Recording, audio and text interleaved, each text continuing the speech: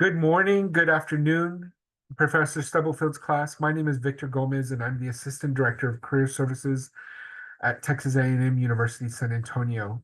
And this recording is for you. Just so you know, we're going to be talking about preparing to enter the workforce. We're going to be talking about your professional documents, right? And preparing for the interview, which starts when you apply for the job.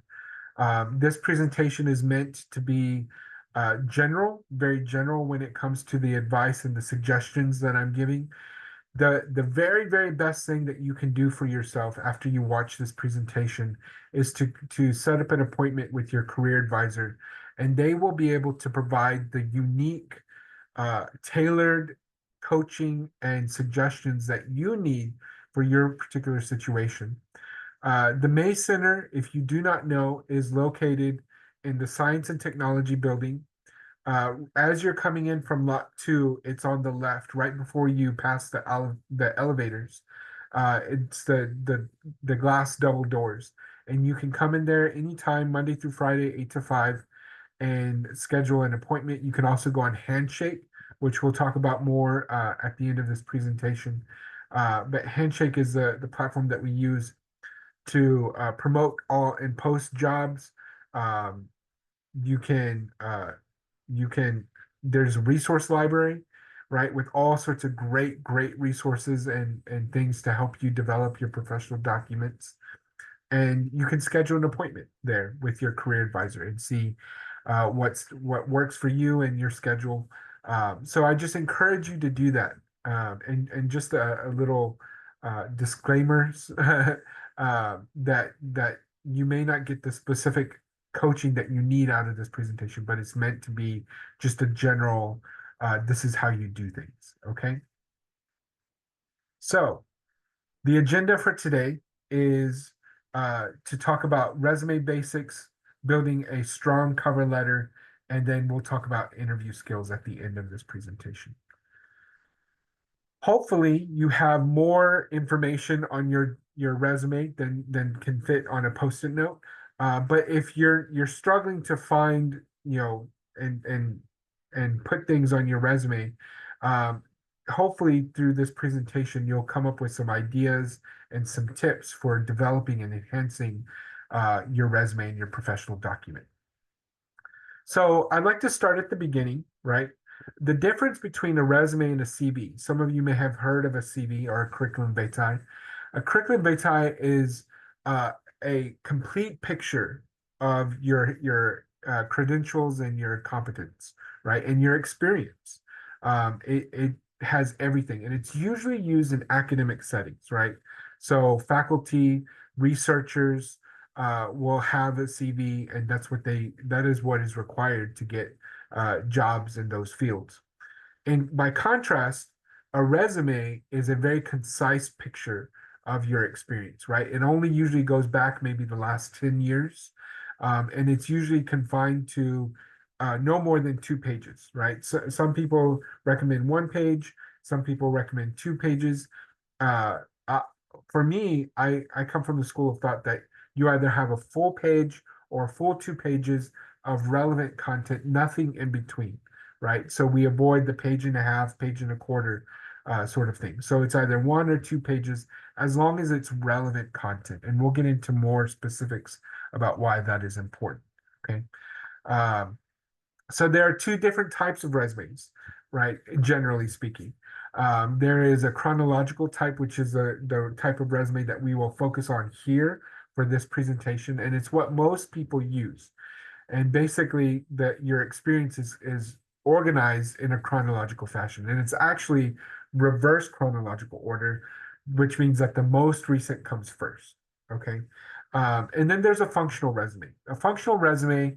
Um, is not necessarily organized by date, but it takes big competency areas like communication or leadership, and you organize your experience based on those competency areas. Um, this is mainly recommended for those that maybe have been out of the workforce for a while and maybe have a gap in employment history. That could be really helpful to them. But like I said earlier, most people use the chronological resume. And for the purposes of this presentation, we'll focus on that. So, some general tips to remember when you're building your resume. Okay.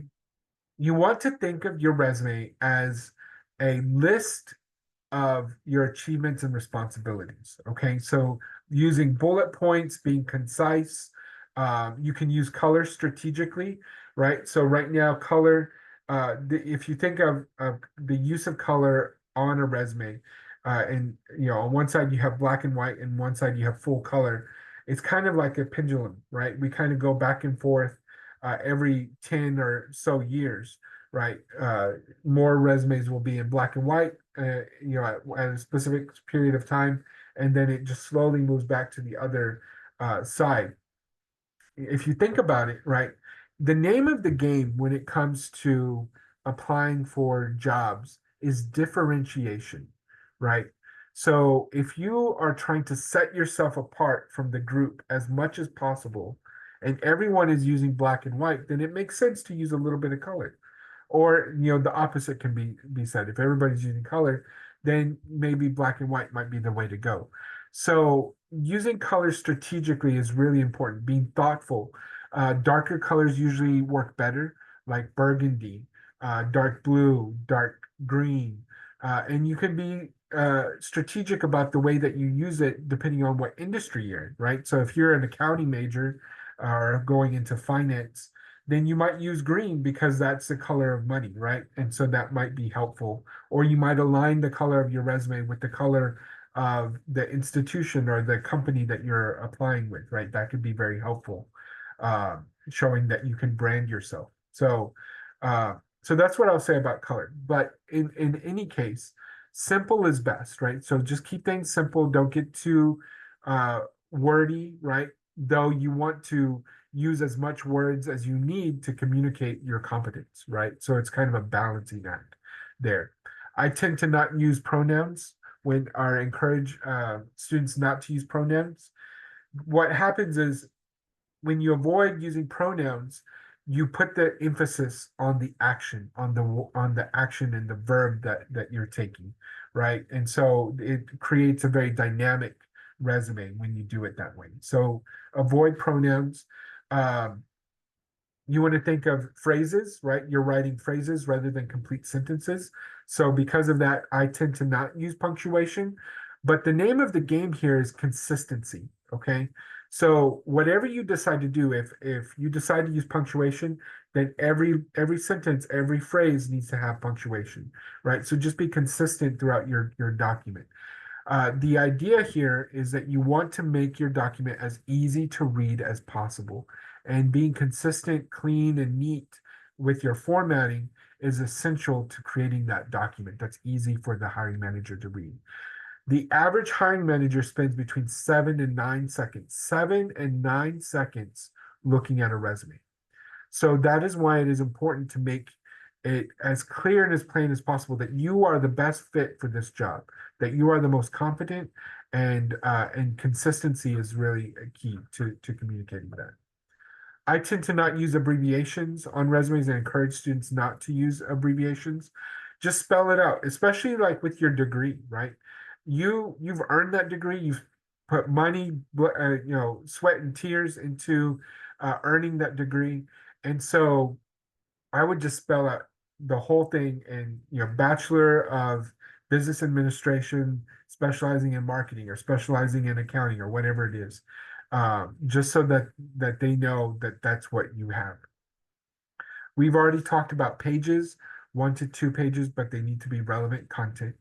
And the idea here, right, like I said earlier, is differentiation. You want to set yourself apart from the group as much as possible.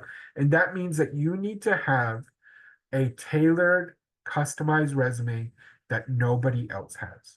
And only you can create that, right? So the idea with this presentation is to empower you with the basic knowledge and skill and uh, information that you need to create and customize your own resume, right? So that it is different than anybody else. It's going to be set apart, and you're going to be able to reflect that you are the best person for the job. We can't talk about resumes without talking about applicant tracking systems or ATSs. So applicant tracking systems, it's software that is used. It does a lot of different things for the hiring process, right? The main thing that you need to know at this point is that applicant tracking systems filter out resumes. So you might have 100 or 1,000 applicants applying to one position, but only maybe the top percentage will make it to a hiring manager's desk. Excuse me. So um, the criteria that the employer puts into the system determines how it's filtered out, right? There are some limitations when it comes to this applicant tracking system. Some things that you need to know in order to make the most of your application process. One is that applicant tracking systems do not like big columns. The reason for that is it reads top to bottom, left to right. So if you have a column, information on this side and information on this side, it's going to read all the way across, and it's not going to make sense. It's going to be all jumbled, and it's not going to be able to. And so we avoid big columns. Okay, just one document, one column all the way down. You can have tables in between, that's fine. Maybe your core competency, but uh, avoid big columns at all costs. Avoid switching platforms, going from Word to Google back to Word, right? That can corrupt the file and cause it to be scored lower, right? And so then you don't make it into the top percentage. We avoid templates, right? Because if for two reasons. One, the file can become corrupted and have a lower ranking in the applicant tracking process, right? Or somebody else could use that same template, right? And if you're trying to differentiate yourself from the group, having a resume that somebody else has isn't going to accomplish that. You also need to be mindful of whether or not your PDF is saved as an image file or a document. So when you save your document as a PDF file, you need to be able to scan and highlight the text. If you cannot scan or highlight the text, then it's an image file and it's corrupted, and the applicant tracking system won't be able to read it. Okay. So just be mindful of ATSs and their limitations so that you avoid those pitfalls. All right, so now we're going to talk about the resume. We're going to go section by section and talk about each of these. So your contact information should be it's arguably the most important thing on your resume, right? It's your name, it's how they get reach out to you if they want to do an interview, let you know where you are in the process. And so having it up at the top, at least 18-point font for your name, 12-point font for your contact information. And what I've learned to like to do is I will maybe have the name as one font, maybe Times New Roman or one of those up there, Georgia or Garmond, and then have contact information be another font, and then just repeat that process throughout the document. Makes it look real nice. Have your subheaders be the same as your name, and the contact information be the same as your content.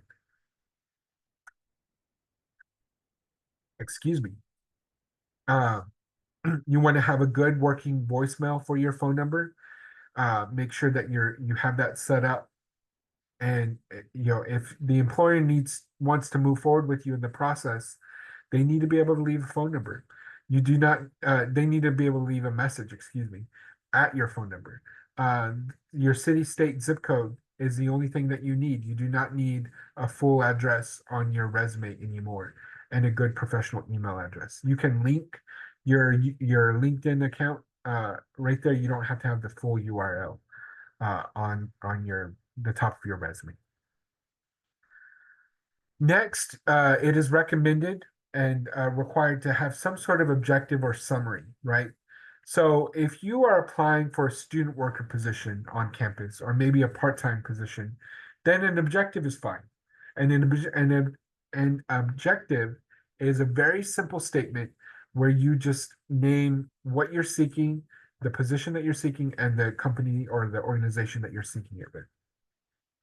The summary is much more involved, and it's very much recommended to use a professional summary when you are applying for like a full-time job or an internship, or it's just a little bit more serious, right? So it's usually 3 to 5 short phrases, no more than 4 lines long, that highlights your qualifications, especially as they relate to the role that you're seeking, right? So what does that mean? You want to take keywords from the job description, right? So if the employer says that in order to do this role, you need to have good communication skills, critical thinking skills, then you want to reiterate that over and over and over in your professional summary, right? That's the first thing that the hiring manager is going to skim through. And so that's the introduction. And so you need to just, in a very concise way, showcase that, yes, I have what it takes to do this job. And so your career advisor will be able to give you more specific information on how to craft this, and what to do. You can also have a headline, right, up there that just tells the hiring manager in a very concise way what it is that you're looking for, what you're seeking, what you're trying to obtain, right? And again, your career advisor is going to be very helpful here. This next section is optional, but is optional. It can be required in some cases. The summary of qualifications are the core competency section, right? So this is where you list bullet point fashion the top skills that you possess that the employer is seeking, right? You want to limit it between 3 and 5. You don't want to go on and on forever. So just between 3 and 5 short bullet points. You can talk about technology skills, key accomplishments, successes that you've had through your career and in past roles, and how you can be successful in this new role. Okay. You can also talk about any language abilities. Education is required. You have to list your education, and it's usually done in this fashion where you have the institution. I like to bold the degree, right, and make, spell it all the way out. Your GPA, if it's above a 3.0, I encourage students to put their GPA on their resume. Some people have a higher threshold, right? Our associate director likes to do 3.5. And so it just depends on where you are and what your industry is for that. Again, your career advisor will be able to give you very specific information about what to do and what not to do in this case.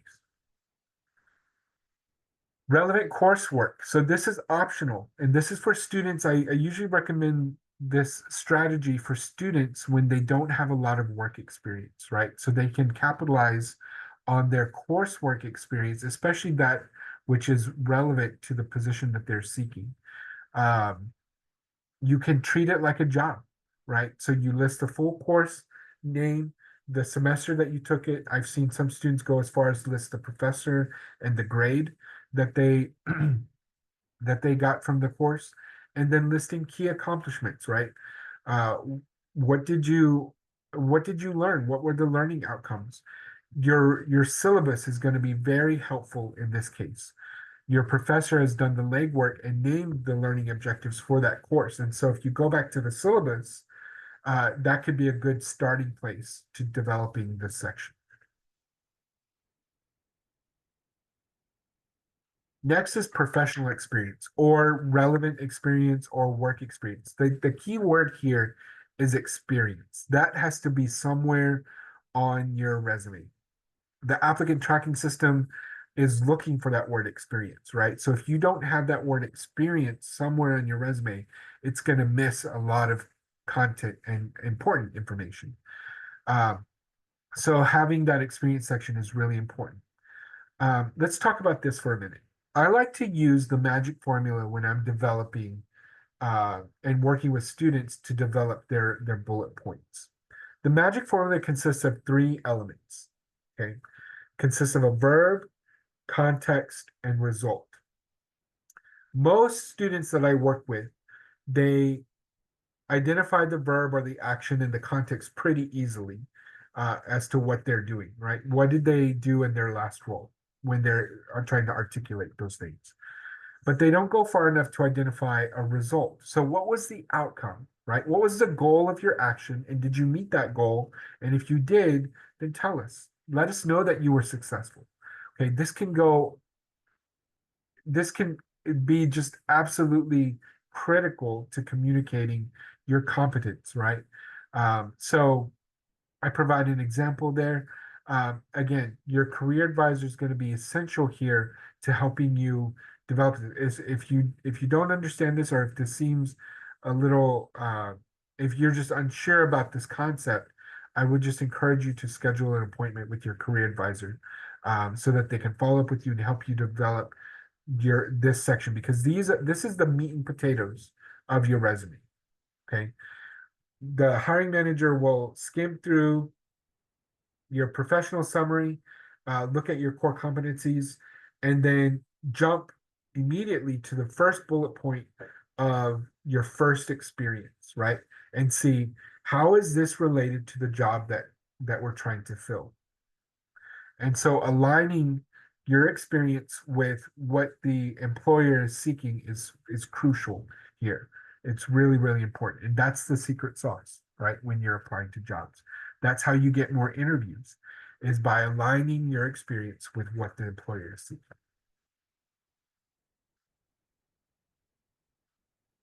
You can also list extracurricular activities in reverse chronological order: the role, the organization, and the date. You don't have to treat these like jobs, right? You don't have to list bullet points underneath it. Just listing the activities is enough. You can do volunteer work, and this is optional also. You don't have to have it on there, but it rounds out your resume. It's a nice rounding out of your experience.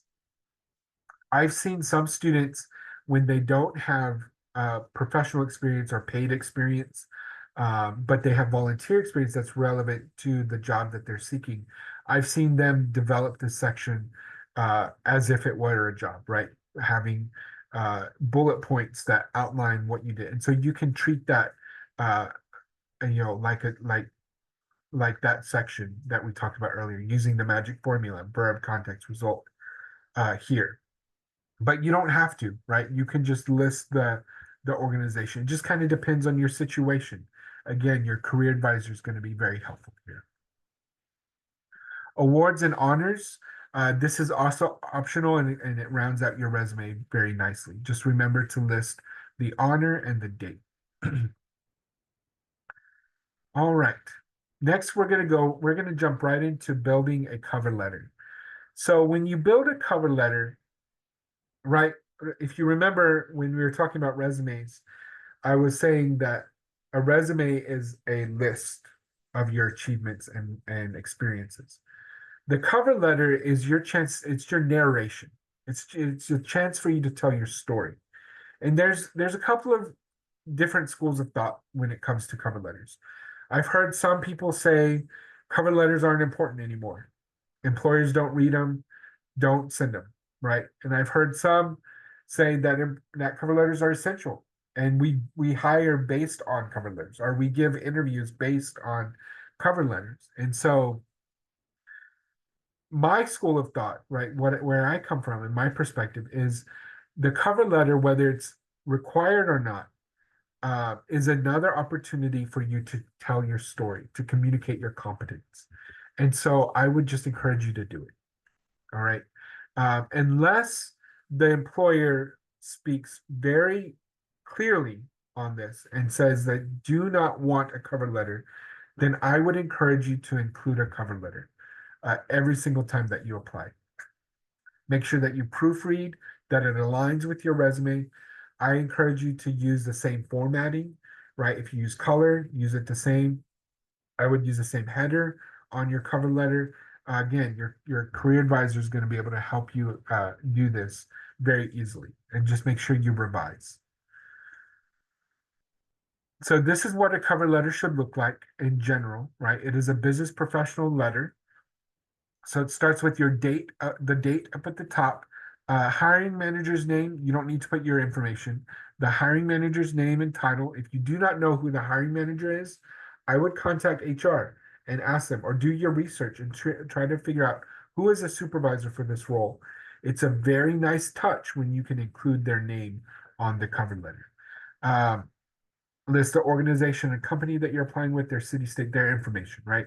And then you could say, dear sir or madam, dear Mr. or Mrs. So and so, right? Or if you do your due diligence and you are just not able to find the hiring manager's name, you can say, dear sir or madam, right? Or to the hiring committee.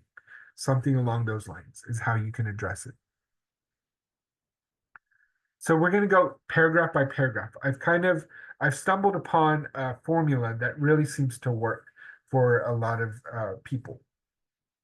So the formula to creating an impactful cover letter is this. The first sentence needs to show some sort of enthusiasm or excitement about the position or field that you're going into. Okay. Your second sentence can refer to the position directly. I am applying to this role at your company, right? At this company. The third sentence needs to include 2 to 3 skills that are listed on the job description that you possess, that you have, and how it aligns. In the second paragraph, you're going to expand upon those 2 to 3 skills that you listed in the first paragraph and with very specific examples, right? The more specific you can be, the better. Because in what I've learned in my role as career advisor here is that specificity equates to competence. The more specific you can be about something, the more competent that you seem. And so it's very important that you're very specific with your stories. Now, you don't have to go on and on forever, right, with it. The cover letter is no more than 1 page. It's just 1 page. So you want to be very concise with your story, but you want to be very specific. Okay. You can also use this time to explain any gaps in work history or lack of employment if you have any. Final paragraph, be bold and request an interview directly. Okay, say, I want an interview. Include your contact information again, even if you list it up at the top, you can list it again at the bottom and thank the hiring manager for their time.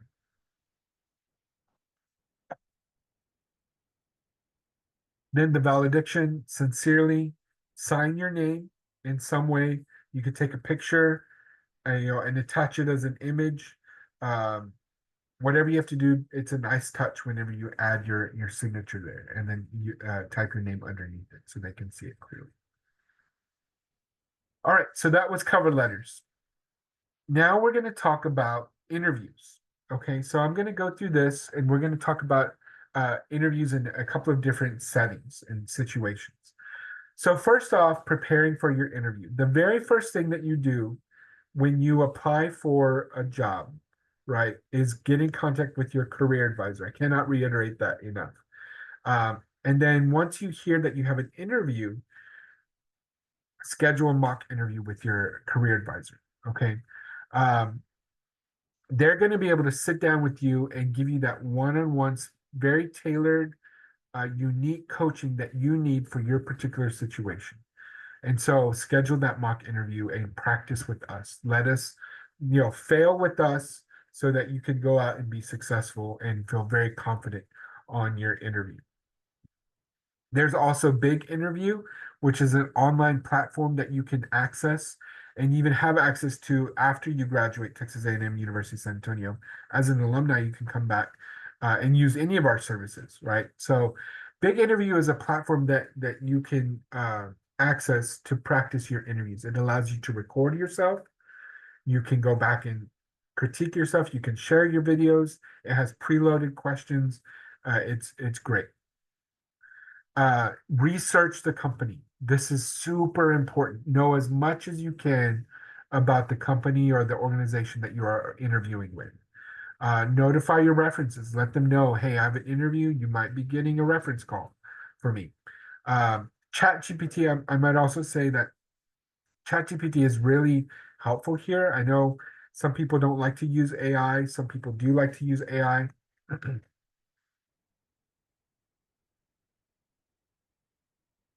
I like to use it, and it's important that you know how to use it, right? So one way that I like to use it is I will take the job description, I will copy it, and I will ask ChatGPT or the AI software to come up with a list of interview questions for that job description, and then practice those interview questions because they're very specific, they're good questions, and they're going to prepare you really well for for the interview. And so that's what I would do. You can prepare an application packet, portfolio, files, right? Your leave behind, which we'll talk about here in a minute, what that is. Um, and make sure that you update your voicemail and that you have a good email address. The ideal interview answer is between 90 seconds and 2 minutes long. Okay, so you don't want to go too long and talk forever for every question, for every answer, and you want to give enough detail to answer that question completely. So just keep that in mind. That's kind of the sweet spot when it comes to answering interview questions. All right, and just practice as much as possible. That's just going to help you feel that much more confident. In-person interviews. Okay, we're going to talk about a couple of different situations that you could be in. Um, First impressions are really important. You can't take them back. And so it's important to really put your very best foot forward. Dress appropriately, have good body language. If you are really nervous, practice making your body big, right? And that will help you feel more confident, right? Just taking up space. Um, Listening carefully and staying focused and really trying to hear what is the question that they're asking so that I can answer it to the fullest. Using a clear, well modulated voice so that they understand, not mumbling, right, or not yelling, but just clear and confident, right? You can use the CAR method, which stands for circumstance, action, result, which, if you remember, is very similar to the magic formula that we used for your resume. So if you do the process correctly, the right way, you're actually preparing for the interview from the very beginning. When you start customizing your resume, going through the magic formula, which is verb, context, result, remember? When you get to answering the interviews, you've already gone through that process, right? You've already started thinking through what is the circumstance that I'm in? What is the action that I took, and what were the results? This is very clear, and this is very helpful in the interview process. And then close the deal, right? And then you can follow up also. And we're going to talk a little bit more about how you can follow up here in a little bit. Virtual interviews, the main thing to know about virtual interviews is just make sure that the technology is set. You have good, stable internet, you have a quiet place to conduct the interview, and maybe even using a background. I like whenever I go on an interview, I like to brand myself. So I have my logo and maybe a nice quote. So I have my own virtual background that I create just to help amplify and enhance what I'm doing. And so just test your equipment.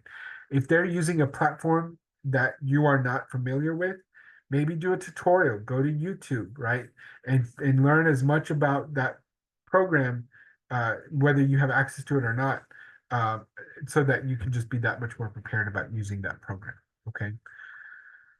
Panel interviews, the main thing here is that you're just addressing everyone, right? Looking everybody in the eye, using names as much as possible. That's going to be really helpful. And that everyone feels included, right? And that you're not focusing on just one person. Additional tips, practice as much as possible. Ask for business cards up front because that could be helpful, especially in a panel interview. Lay the business cards in front of you, and then if you forget somebody's name, you can just look down and say, "Oh, Barbara," or "Oh, Greg," whatever. Um, you might carry some comfort items with you if it's in person. I've learned that if I go, you know, when I'm in intense situations like an interview, my palms start to sweat. And so I need to have a handkerchief. That's what I've learned so that I can dry my hands. So when I go to shake somebody's hand, they're not feeling my wet palm. So maybe that's something else for you. Maybe it's eye drops, maybe it's tissues, whatever you need to make sure that you are refreshed. Kind of think through that. What do you need? Um, Show your passion, show your enthusiasm. Have 3 to 5 good questions for the interviewer to ask the interviewer at the end of your interview. You may not have a chance to ask all of the questions, but you want to be prepared, right? You don't want to be caught off guard here because the questions can be very influential on whether or not you get the job or not. Um, do not ask questions about money. Do not ask questions about your benefits. That's not the time or place to do that. You want to ask questions like, what are the greatest challenges facing this organization in the next year? What are the greatest opportunities? In your own words, can you describe the culture of this company? Things like that. Okay. Um, and then there's the leave behind. So the way that I like to prepare for interviews is I will go through the job description and go through every single bullet point. It's tedious, but it's very effective. Go through every single bullet point and identify, okay, where in my experience have I been successful with this particular skill or competence area? Wherever there are holes in my experience, I create something called a leave behind. This is a document or a plan or something that I've created that showcases, okay, I don't have the direct experience in this area, but I can do it, right? So then you're proving that you have the competence and the skill necessary to do the job. There are 2 camps of people. There are those people that value promise, right? And they promise, oh, I can do this. I promise I can do that. And then there are value proven people, people who say, I've proven that I can do this in the past and I can do it again. Here it is. This is the proof. If I'm a hiring manager, I'm going to hire the value proven people every single time. And so you need to, as much as possible, be in that value proven area, right? You need to prove I can do this job, I've done it before, or if I haven't done it before, I can show that I have the skills necessary to do it, right? And I'm the best person for it. The leave behind can be very effective if you use it correctly. So think about it, think through what do you want to do and identify where are those holes and create something that can showcase that you can do the job. Being over prepared is always better than being not very well prepared. Okay, just remember that. Some other resources that I want you to know as I wrap up this presentation. The Career Closet here on campus is available to you if you ever need professional clothing, a nice suit, a nice blouse, a dress, whatever it is that you need. You can come to the Career Closet Monday through Friday. It's in the May Center. You don't need an appointment. You can just show up and get free professional clothing, no charge to you. We talked about Big Interview a little bit. Let's talk a little. We talked about Handshake at the beginning a little bit. Uh, it does a lot of great things. It's a vetted source of jobs, right? So you don't have to worry about there being a scam or somebody trying to get money out of you. These are legitimate jobs that are being posted on Handshake. There are, I think, something like 18, 20,000 jobs currently posted on Handshake. So it's a great source. It's a rich source.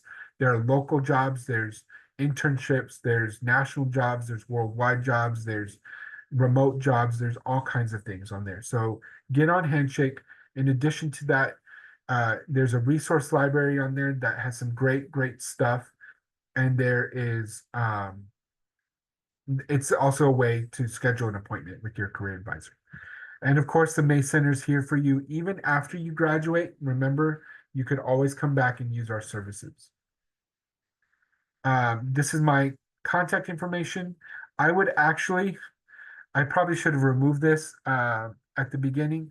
I am actually leaving the university. I've taken another role. And so you won't be able to reach out to me. You won't be able to contact me. But you can reach out to the May Center, and that is our phone number, 1356. And you can schedule an appointment that way. We're also on social media and YouTube. Okay. Thank you very much for your time and your energy, listening and engaging with me in this video. I hope you enjoyed it. I hope you got something out of it. Remember, your career advisor is going to be your best next step. Schedule that appointment, talk to your advisor, and get that unique one-on-one coaching that you need for yourself. I wish you all the best. Thank you very much.